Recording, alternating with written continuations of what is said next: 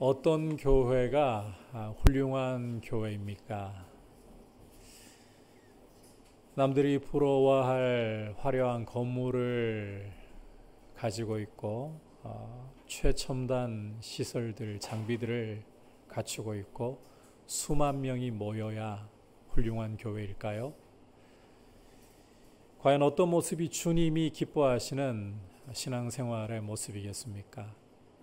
남들이 정말 부러워할 만한 그런 화려한 은사들이 나타나고 능력이 나타나야 그것이 훌륭한 신앙생활일까요? 이 문제는 우리가 남들이 어떻게 생각하느냐 이것을 따라가기보다 말씀에 귀를 기울이면서 우리가 주의해서 정리를 하고 또 정리를 해야 할 일입니다. 오늘은 이 문제에 대해서 함께 여러분과 말씀에 귀를 기울이면서 주시는 음성을 들으려고 합니다. 지난 시간 복음에 합당하게 생활하도록 교회가 하나 되어야 한다. 하나 되어야 한다고 말씀하는 것을 우리가 들었습니다. 하나가 되게 하려면 먼저 이 세 가지 독소, 다툼과 허영과 자기만을 아는 이런 독소들을 버리고 겸손한 마음으로 나보다 남을 낮게 여길 줄 아는, 그리고 내 일만이 아니라 남의 일을 돌아볼 줄 아는 이런 모습을 가져야 한다라고 말씀을 했었죠. 이런 모습을 갖추기 위해서 그리스도의 마음을 품으라고 당부하는 것을 우리가 함께 귀를 기울였습니다. 오늘 말씀도 이 맥락 속에서 주어지고 있다라는 것을 우리가 기억을 해야 돼요. 자, 거듭 강조하지만 사도 바울은 교회가 하나가 되려면 그리스도의 마음을 품어야 한다. 자, 그러면서 그리스도의 마음을 어떻게 구체적으로 설명을 했는가 하면 하나님의 본체이신 분이 자기를 하나님과 동등됨을 취할 것으로 여기지 않으시고 비워서 우리 가운데 우리와 같은 모습으로 오셨다. 뿐만 아니라 자기를 낮추셔서 십자가에 죽기까지 복종하셨다. 이렇게 묘사했습니다. 이제 바울은 이 사실을 토대로 해서 교회를 나의 사랑하는 자들아 아주 애정어린 마음으로 부르면서 당부를 하기 시작합니다. 12절 너희가부터 함께 읽도록 하겠습니다. 너희가 나 있을 때뿐 아니라 더욱 지금 나 없을 때에도 항상 복종하여 두렵고 떨림으로 너희 구원을 이루라. 우리말 번역이 조금 아쉬운데 원문대로 의미를 살려서 설명하면 바울은 먼저 빌립보 교회가 항상 복종해 왔다고 칭찬과 격려를 하고 있습니다. 우리말에는 이 항상 복종해 왔다 이 사실을 잘 몰라요. 빌립보 교회가 복종을 해 왔는지 아닌지 참 애매하게 번역이 되어 있어요. 그런데 이 원문의 의미는 너희가 항상 내게 복종해 왔다 칭찬하고 격려하는 겁니다. 그러면서 바울 자신이 있을 때뿐만 아니라 지금 없는 순간에도 여전히 두렵고 떨림으로 구원을 이루어 가라 이런 당부를 하고 있는 겁니다. 자, 여기에서 이 구원이라는 표현을 우리가 좀 주목을 할 필요가 있습니다. 이 표현은 예수님을 믿을 때 얻는 구원을 가리키는 게 아닙니다. 죄 사함 받고 하나님의 자녀가 되는 그 구원을 가리키는 게 아니라는 거예요. 왜냐하면 이 편지를 받아보고 있는 빌립보 교회 자체가 이미 구원의 공동체예요. 1장에서도 사도 바울은 하나님께서 너희 안에 착한 일을 시작하신 확실한 증거를 내가 보고 있다. 따라서 예수 믿어서 죄 사함 받는 그 구원을 이야기하려고 하는 게 아니라는 겁니다. 그렇기 때문에 전통적으로는 이 구원이라는 의미를 성도 개개인이 구원의 완성에 이르는 것, 구원 얻은 성도 개개인이 구원의 완성에 이르는 것 이렇게 가르쳐 왔어요. 하지만 최근에 와서는 학자들이 그런 의미도 배제할 수는 없지만 다른 중요한 의미를 가지고 있다. 결론부터 말씀드리자면 이 사도 바울이 지금 강조하고 있는 이 구원은 공동체적인 구원의 모습을 가리킨다는 겁니다. 좀 쉽게 풀어서 설명하면 복음에 합당하게 생활하는 하나 되는 모습, 이걸 구원이라고 표현한다는 거예요. 얼마든지 이렇게 할 수 있는 게 1장 19절로 건너가 보면 바울은 자신의 무죄 석방에 대해서 말하면서 구원이라는 용어를 거기에 적용을 시키거든요. 따라서 공동체가 구원에 합당하게 생활하는 것, 교회 공동체가 하나 되는 것, 이걸 구원이라고 얼마든지 설명할 수가 있다는 거예요. 그렇게 또 볼 수 있는 근거가 문맥이에요. 여러분, 성경은 문맥을 따라서 우리가 해석을 해야 됩니다. 사도 바울은 1장 27절부터 지금까지 계속해서 하나됨, 지금 이 3주에 걸쳐가지고 이 메시지를 여러분께 제가 말씀을 강해하다 보니까 순서대로 전하다 보니까 계속 강조하고 있어요. 이 문맥 속에서 이 구원을 이해해야 되는 거예요. 그래서 여기 두렵고 떨림으로 너희 구원을 이루라, 이것은 개인의 어떤 구원의 완성을 이루라, 이런 측면을 아예 배제하면 안 되지만 그보다는 공동체가 하나 되는 이 일을 반드시 또 강조하는 겁니다. 무슨 일이 있어도 어떻게 해서든 이루어야 된다. 그렇게 이 하나됨을 이루는데 특별히 두렵고 떨림으로 너희의 하나됨을 이루라. 이 두렵고 떨림으로라는 표현은 하나됨을 깨뜨리는 죄에 대해서 하나님이 심판하실 것을 두려워하라, 이런 의미를 갖고 있는 겁니다. 하나님의 심판을 두려워하면서, 공동체를 깨뜨리는 죄에 대해 하나님이 심판하실 것을 두려워하면서 그렇게 하나됨을 이루어가라. 강도사님 밖에 잠깐 좀 봐주세요. 죄송합니다. 말씀 전하다가. 여러분이 저한테 집중해 주시면 돼요. 여러분은 저한테. 공동체를 깨뜨리는 이 죄에 대해서 하나님이 어떻게까지 말씀하시는 거, 어떻게 심판을 말씀하시는가, 고린도전서 3장 17절에서 이렇게 말씀하고 있습니다. 누구든지 하나님의 성전을 더럽히면 하나님이 그 사람을 멸하시리라.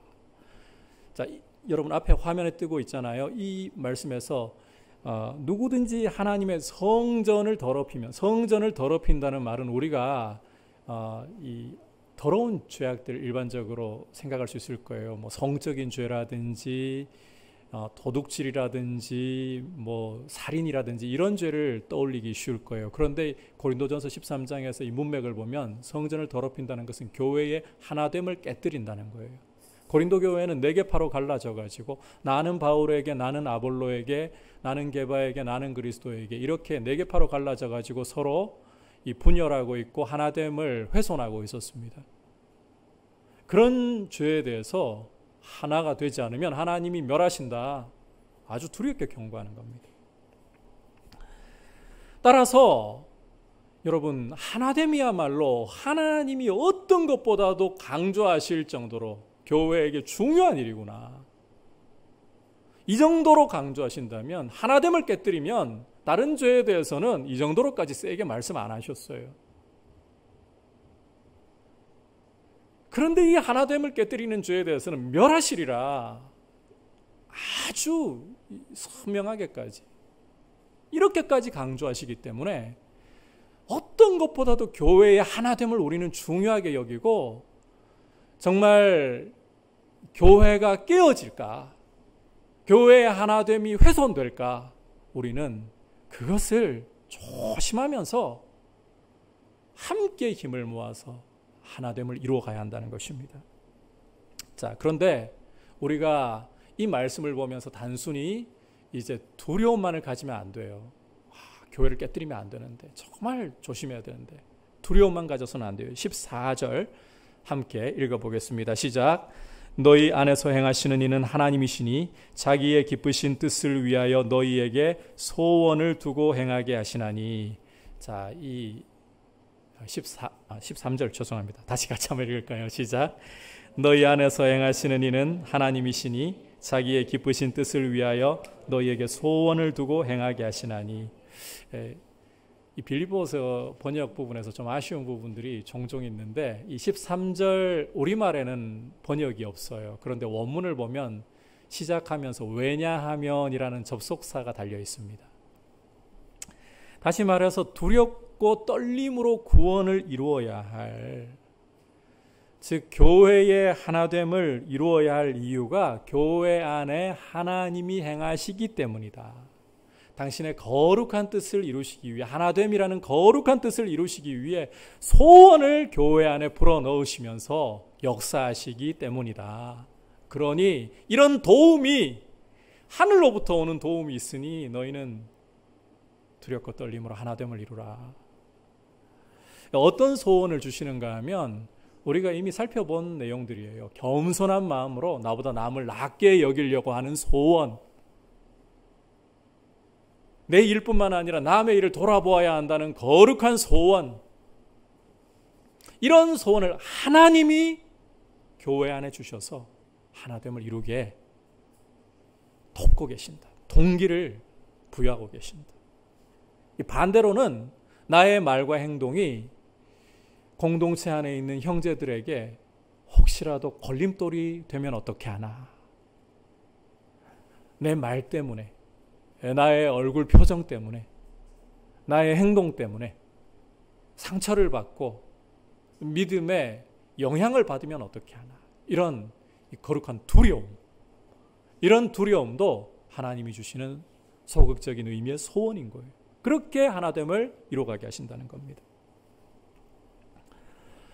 여러분, 이렇게 하나님이 도우시기 때문에 따라합시다. 하나됨을 힘써 이룹시다. 그리고 한 가지, 이 하나됨을 이루는데 조심해야 될 걸 사도 바울이 또 한 번 강조합니다. 14절 보시면 원망과 시비가 없게 하라. 원망과 시비가 없게 해야 돼요. 여러분, 이 원망과 시비가 교회 안에 들어오기 시작하면 교회는 하나됨이 반드시 훼손될 수밖에 없습니다. 우리가 이 예를 출애굽한 이스라엘에게서 볼 수가 있습니다. 출애굽한 이스라엘의 모습을 우리가 출애굽기와 민수기에서 살펴보면 좀 힘들고 좀 어려워지면 물이 없다, 양식이 없다, 애굽에서 먹던 것처럼 고기를 못 먹는다, 거기서는 부추와 마늘도 먹었는데 정력에 도움이 되는 거 하나도 못 먹는다, 이런 불평을 하면서 원망을 하면서 자꾸 모세와 아론에게 시비를 걸어요. 모세와 아론에게 시비를 걸었던 대표적인 두 가지 사례가 민수기 16장을 보시면 고라와 다단과 아비람이 반역한 사건이에요. 왜 아론 너만 하나님께 그렇게 가까이 대제사장으로 섬기냐, 우리도 같은 레위 자손인데, 이러면서요 반역을 일으키잖아요. 원망하면서 시비를 걸어요. 민수기 21장을 보면 이스라엘이 이 에돔을 지나서 좀 평탄한 길로 왕의 대로로 그 가나안에 가려고 하는데, 에돔 왕이 군사를 이끌고 나와가지고 못 통과하도록 막아버리니까 돈 내고 우리 물도 사 먹겠다, 아무것도 안 건드리겠다, 좀 지나가게만 해달라. 그런데 군대를 거느리고 와서 막아버리니까 우회해야 되잖아요. 이러니까 이제 길 때문에 이스라엘이 마음이 상해요. 길 때문에 상했는데 이 만나는 박해도 이렇게 박할 수가 없다, 정말 형편없는 음식이다. 그러면서 모세에게, 아론에게 시비를 또 걸어요. 하나님께 사실 원망하고 시비 거는 거죠. 근데 여러분, 이 두 가지 사례에서 어떤 일이 벌어지는가? 다른 때보다 더 심각하게 하나님의 심판이 옵니다. 고라의 반역에서는 이 반역한 무리의 가족들이 하나님이 세일을 행하셔서 땅이 입을 벌려가지고 그대로 다 삼켜버리잖아요. 게다가 나도 아론 같은 자격이 있는데 그렇게 함부로 깝죽대던 250명, 향로 들고 나왔던 250명, 하나님께로부터 불이 나와서 그들을 살라버리잖아요. 그걸로 끝이 아니에요. 이스라엘에게도 이 죄열이 미치는데 연병이 시작되어 버리잖아요. 그래서 아론이 향로를 들고 모세의 지시대로 이 산자와 죽은 자 사이에 섰을 때 겨우 그걸 막아냈잖아요. 만나가지고 불평한 것도 마찬가지입니다. 불뱀이 온 이스라엘을 물고 죽어갔잖아요. 이 원망과 시비라는 것, 이렇게 하나님의 진노를 불러오고 공동체에 큰 어려움을 가져오는, 하나됨에 큰 고통을 가져오고 분열을 가져오는 그런 일이라는 것을 생각하고 원망과 시비가 없게 하라. 이렇게 끝까지 하나됨을 강조한다는 겁니다. 좀 정리를 해볼게요. 여러분, 두렵고 떨림으로 하나됨을 이루어야 돼요. 하나님이 교회를 깨뜨리는 죄를 심판하실 것을 두려워하면서 하나됨을 이루되 원망과 시비가 없게 하라. 여러분, 이 사실 꼭 기억하면서 하나됨을 힘써주시기를 바랍니다. 아울러서 이 사실도 기억하셔야 돼요. 내 안에 정말 공동체를, 교회를 하나 되게 하고픈 그런 소원, 좀 더 구체적으로 또 설명드려요. 겸손한 마음으로 나보다 남을 낮게 여기려고 하는 그런 부담감이 나한테 밀려오고, 또 남의 일도 도와야 되는데 이런 부담감이 밀려오고, 나 때문에 남이 실족하거나 넘어져서는 안 되는데 이런 부담감이 밀려오고, 그럴 때 여러분, 하나님께 감사하십시오. 어떤 증거일까요? 내 안에 누가 역사하고 계신다? 하나님이 소원을 주시면서 역사하신다. 아울러서 이것도 기억을 하셔야 돼요. 이런 소원이 일어날 때 하나님이 내 안에서 역사하고 계시니까, 하나님이 일하시는 증거가 있으니까 나는 가만히 손을 놓고 있어도 하나 되기 위하여서 그렇게 몸부림 안 쳐도 알아서 하나님이 일하시니까 다 이루어질 수 있을 거야. 이런 생각 절대 하지 마십시오. 하나님이 우리에게 거룩한 소원을 주시고 은혜를 주시는 것은 우리가 하나 되도록 하는 그런 노력에 대해서 안 해도 된다. 면제시키거나 어떤 우리의 노력을 배제시키는 그런 일이 아닙니다. 간혹 아무것도 하지 않으면서 하나님 은혜로 다 됩니다, 이렇게 이야기하는 경우들을 볼 때가 있는데, 그렇게 말하는 사람들 대다수가요, 삶이 굉장히 방탕해지더라고요. 제가 신대원을 다니면서 2학년 때 일이었습니다. 기숙사에 1학년 때는 이제 같이 신학교에 들어간 친구들하고 방을 썼고요. 2학년 때는 이 친구들하고 좀 흩어졌어요. 잘하는 친구들이라도 너무 1년 동안 붙어 있으니까 힘들대요. 그래서 우리도 좀 각자의 길을 좀 걸어가자 이러면서 다른 새로운 전도사님들과 방을 썼어요. 두 분이 새롭게 들어오고 이제 저하고 친구 하나하고 이렇게 같이 방을 썼는데, 총신 기숙사가 4명이 한 방을 쓸 수 있도록 되어 있었는데, 이 새로운 두 분은 저희보다 나이가 좀 많았습니다. 그런데 며칠 지나고부터 예기치 못한 일이 벌어지기 시작하는데, 이분들이 밤이면 어김없이 사라져요. 그러다가 한 새벽 4시경에 우리는 한잠에 빠져 있는데, 곧 새벽 기도를 한 5시쯤에 이제 일어나가지고 새벽 기도를 또 가야 되니까 한잠에 빠져 있는데, 그때가 제일 달콤할 때인데, 보통 총신에서 공부하다 보면 1시 보통이거든요, 자는 시간이. 한참 잘 자야 될 시간인데 30분이라도 갑자기 문을 빵 차고 들어오는 거예요, 그 시간에. 하루 이틀이 아니에요. 한 학기를 지나가는데 계속 그 일이 반복되고 있어요. 도대체 이 양반들이 밤에 어딜 가시나 알고 봤더니, 이 총신 있는 데는 이 양재라는 꼴짝입니다. 거기서 한 20분 차를 가지고 나가면 용인 시내가 나와요. 거기에서 밤새 이러고 있는 거예요. 빠찡거를 하고 있는 거예요. 더 놀라운 사실은 그 중에 한 분은 그래도 좀 양심은 있더라고요. 친구를 말려야 되는데 그러면서도 못 말리고 그러고 있긴 하지만, 한 분은 아예 그냥 대놓고 그렇게 하시는데 설교 준비도 따로 안 해요. 그런데 십자가의 은혜를 이야기하면서 감격스러운 표정을 지어요. 은혜로 다 된다는 거예요. 이게 도대체 뭔가요? 여러분, 하나님의 은혜는 결코 사람의 노력과 헌신을 배제시키지 않습니다. 오히려 하나님의 은혜가 거룩에 대한 열망을 일으켜서 사람으로 하여금 더 노력하게 만듭니다. 이렇게 생각하시면 쉬워요. 가을에 풍작을 할 수가 있어요. 보장되어 있어요.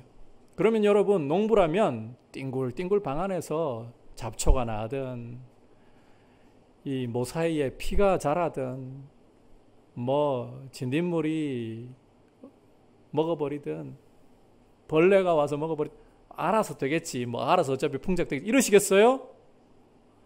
반드시 풍작이 될 거니까 오히려 더 열심히 나가가지고 벌레 잡고 약 쳐주고 그렇게 농작물을 돌보시지 않겠어요? 하나님 은혜는 우리의 열심을 배제시키지 않아요. 거룩한 소원을 일으켜서 우리로 하여금 더욱더 교회의 하나됨을 이루어갈 수 있도록 그렇게 우리를 만들어가는 겁니다.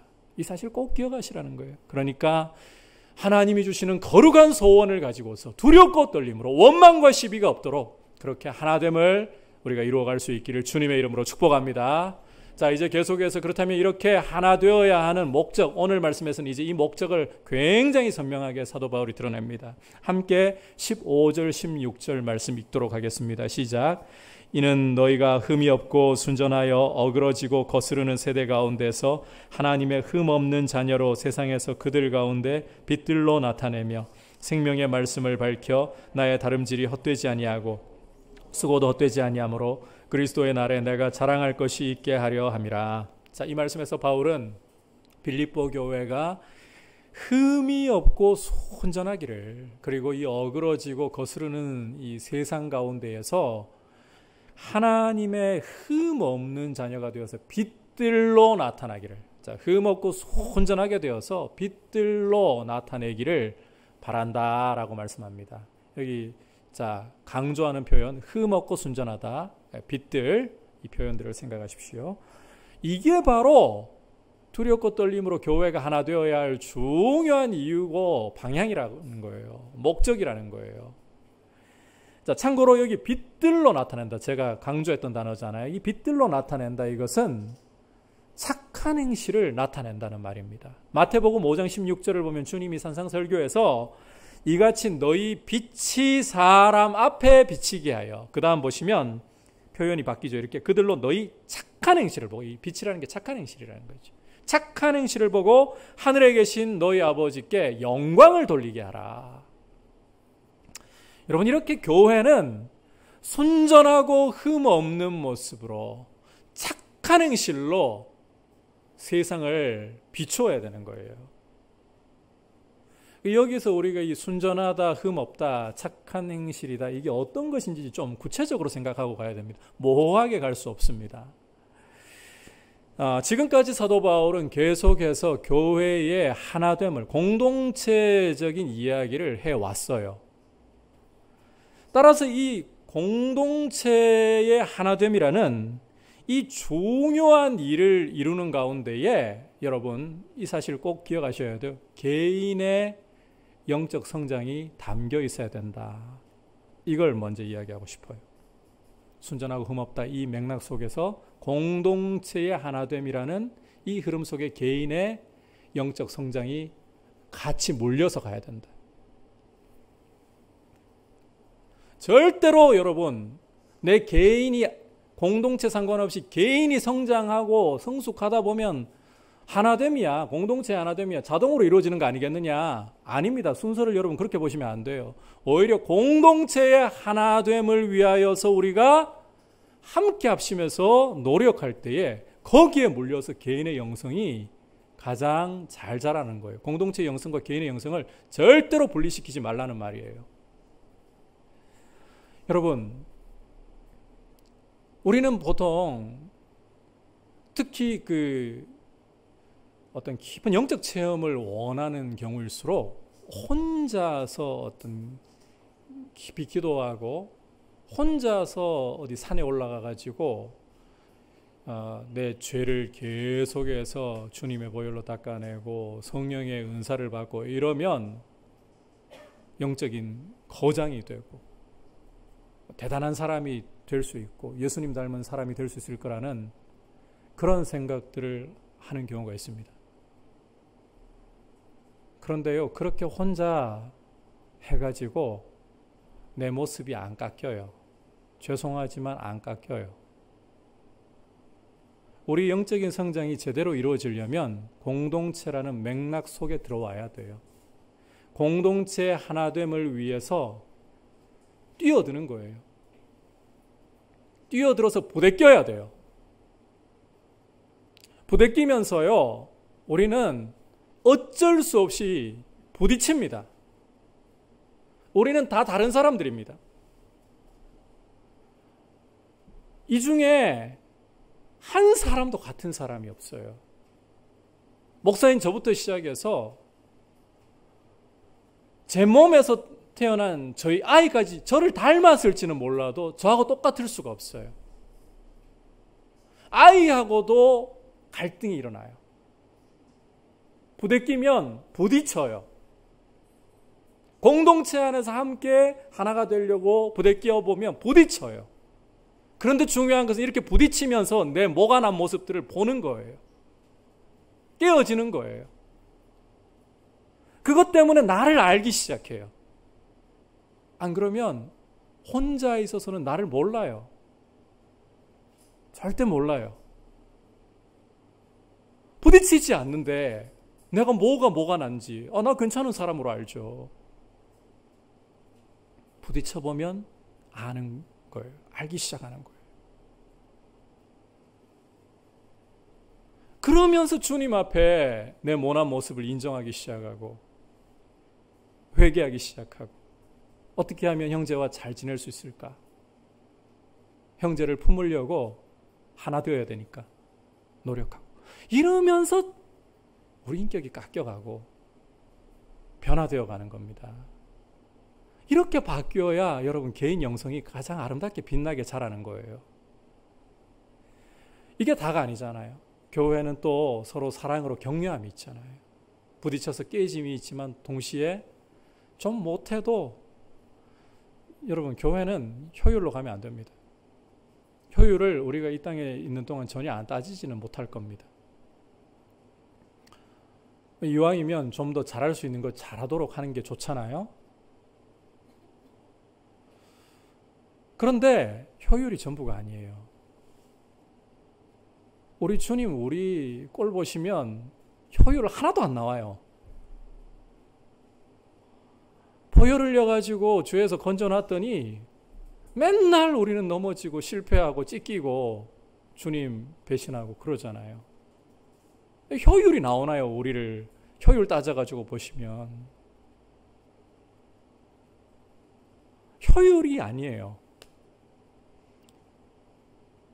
그저 우리가 주님 앞에 살려고 하는 모습 보면 그걸로 칭찬해야 돼요. 사도 바울 사실 이 빌립보 교회 지금 유오디아와 순두교 중심으로 갈라져 가지고 투닥거리고 싸우고 있습니다. 이걸 보면서 너희가 나한테 복종해 왔다. 앞서 12절에서 그 말씀 봤었죠? 그게요 싸우는 모습이 있지만 그래도 사도 바울을 위해서 잊어버리지 않고 성경 은근 보내는 이 한 가지 잘하는 걸 보면 복종해 왔다 이렇게 쳐주는 거예요. 우리가 그렇게 서로를 보면서 잘하는 것 자꾸 격려하고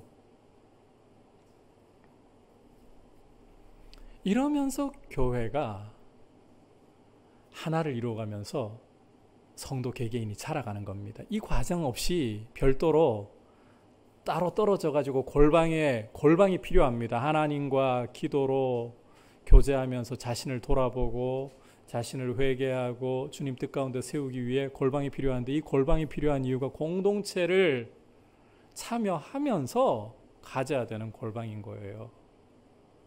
그렇게 자라는 겁니다. 안 그러면 안 깨져요. 그래서 혼자만의 신앙생활을 추구하고 혼자만의 영성을 추구하는 분들은 죄송하지만 굉장히 이기적이고 독단적이고 남의 말 안 듣습니다. 제가 폄훼하려는 건 아니고요. 우리 아이들 자랄 때 보면 가정에서 이 혼자 자라신 분 죄송합니다만 같이 형제들끼리 투닥거리면서 자란 경우보다 좀 이기적일 수밖에 없어요. 더 나빠서가 아니에요. 환경이 혼자 자라다 보니까 내가 뭐가 난 부분인지 그걸 부모님이 또 자식 기 안 죽이려고 오냐오냐 이렇게 더 키운 경우는 더 몰라요. 그것처럼 우리 신앙생활이 자라려면 공동체라는 이 맥락 속에 있지 않고서는 혼자서는 안 돼요. 그래서 이제 흠이 없다 순수하다 이게 무슨 뜻인가 하면 공동체 안에서 이렇게 깨지고 다듬어지면서 내가 상처받았을 때는 그 아픈 상처를 가지고 주님 앞에 나가가지고 울기도 하고 짜증도 내면서 주님 그럼에도 불구하고 주님 원하시는 대로 제가 용서해야죠 이렇게 하기도 하고 또 나한테 용서를 구할 때는 용서하고 싶지는 않지만 어금니를 꼭 깨물고 용서할게. 이렇게 하면서 이렇게 주님 닮아가는, 이게 완성된 모습이 아니라, 완전함이 아니라 이렇게 주님 계속 닮아가는 정말 사람다운 모습, 이게 흠이 없고 순전한 거예요. 이해하시겠죠? 흠이 없고 순전하다니까 완전주의를 생각하면 안 돼요. 주님 앞에 설 때까지 절대로 완성될 수 없어요. 우리는 완성 안 돼요. 우리 안에 이 죄가 끊임없이 공격을 하는데, 그렇게 공동체 안에서 깨지고 다듬어지면서 주님을 닮아가는 모습이에요.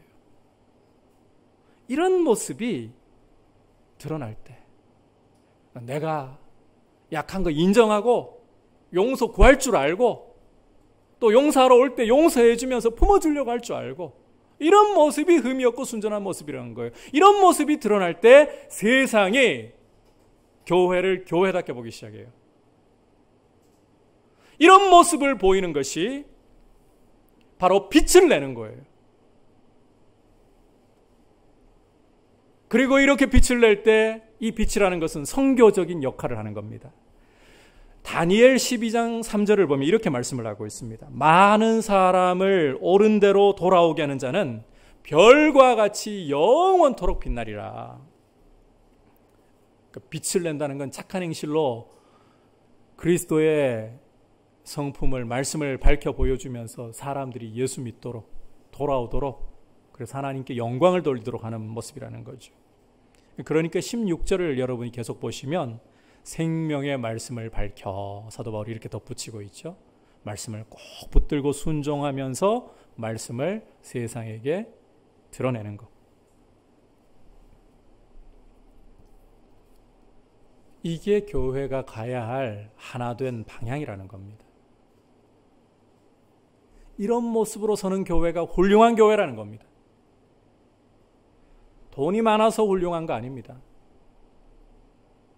사람이 많이 모여서 훌륭한 게 아닙니다. 건물이 화려해서 훌륭한 게 아닙니다. 우리 목회자들도 마찬가지예요. 사람들에게 스타 목사 소리를 들어서 훌륭한 게 아니에요. 이렇게 공동체의 하나됨을 위해서 그 속에 들어가 함께 깨어지고, 그렇게 주님을 닮아가고, 그걸로 세상 가운데 빛을 내는, 그게 훌륭한 목회자의 모습이고 성도의 모습이고 교회의 모습인 거예요.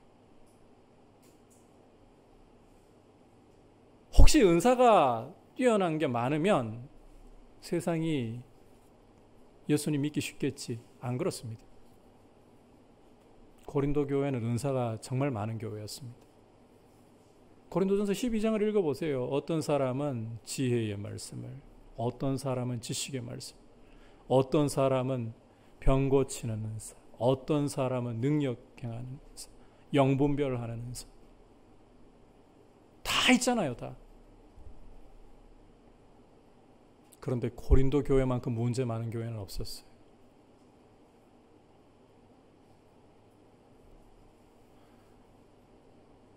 공동체 안에서 함께 깨어지면서, 그리고 서로 격려하면서 하나 되려고 하는,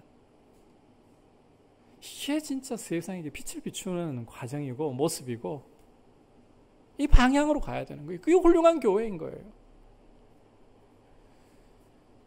절대 돈으로, 절대 숫자로, 건물로 세상 감동시키지 않습니다. 여러분, 이런 훌륭한 교회가 될 수 있기를 주님의 이름으로 축복합니다. 그래서 이제 16절 후반부를 보시면요, 이런 교회가 될 때에, 이런 모습을 너희가 이루어갈 때 내 다름질, 내 수고가 헛되지 않고 주님 오시는 날에 내가 자랑할 게 있다. 너희가 이 교회 하나됨을 못 이루고 너희의 빛을 비추지 않으면 나 다름질한 거 다 헛거야.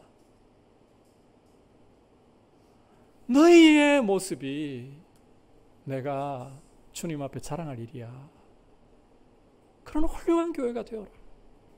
17절에서는 그렇게 너희가 믿음과 섬김으로 하나님께 제사를 드리는 모습이 된다면 나는 내 목숨을 나를 전제로 부어도 아깝지 않다. 이 말은 뭔가 하면요, 내 목숨을 거기에 다 쏟아 부어도, 너희들이 그렇게 한다면 내 목숨을 거기 다 쏟아 부어도 아깝지 않다.